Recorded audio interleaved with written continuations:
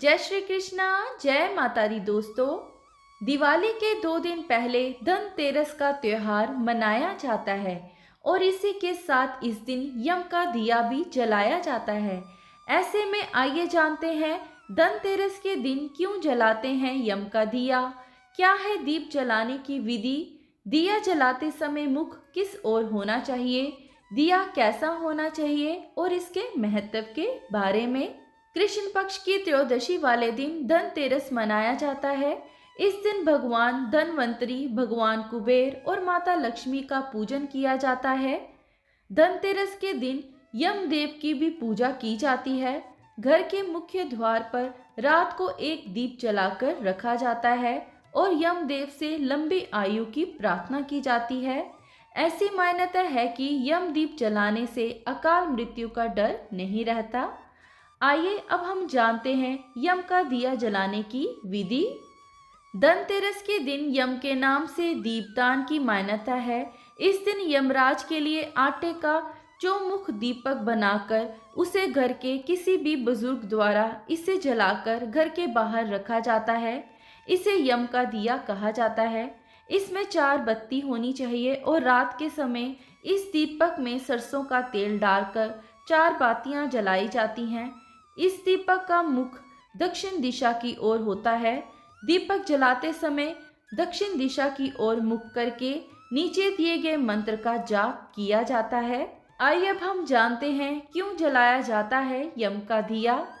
पौराणिक कथा के अनुसार धनतेरस के दिन यमराज के नाम से दीपदान किया जाता है।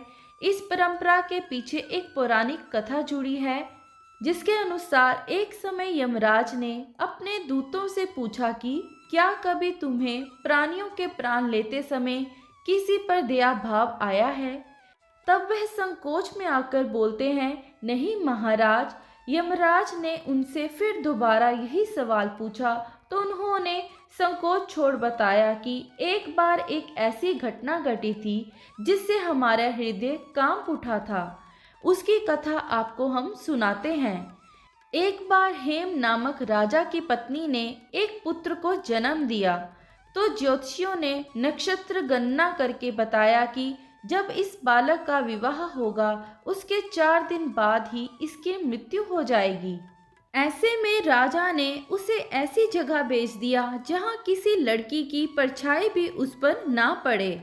लेकिन एक बार जब महाराज हंस की युवा बेटी यमुना तट पर घूम रही थी तो उस बालक ने मोहित होकर उस कन्या से गंधर्व विवाह करा लिया। लेकिन विवाह के चौथे दिन ही वह राजकुमार मर गया। पति की मृत्यु देखकर उसकी पत्नी बिलख बिलख कर रोने लगी और उस नवविवाहिता का विलाप देखकर हमारा यानी यमदूतों का हृदय भी कांप उठा। तभी एक यमदूत ने यमराज से पूछा कि क्या अकाल मृत्यु से बचने का कोई उपाय नहीं है। तब यमराज बोले, एक उपाय है। अकाल मृत्यु से छुटकारा पाने के लिए व्यक्ति को धनतेरस के दिन पूजा करने के साथ ही विधि पूर्वक दीपदान भी करना चाहिए। इसके बाद अकाल मृत्यु का डर नहीं सताता। तभी से धनतेरस पर यमराज के नाम से दीपदान करने की परंपरा चली आ रही है। ये थी सारी जानकारी। आशा करती हूँ आपके लिए वीडियो मददगार रही होगी। इसी तरह की जानकारी पाने के लिए आप हमारे चैनल प्रभु भक्ति को सब्सक्राइब करें, साथ ही बेल नोटिफिकेशन को ऑन कर लें, जिससे मेरी आने वाली वीडियो का नोटिफिकेशन आपको मिल जाएगा। आप सबका दिन शुभ रहे। धन्यवाद।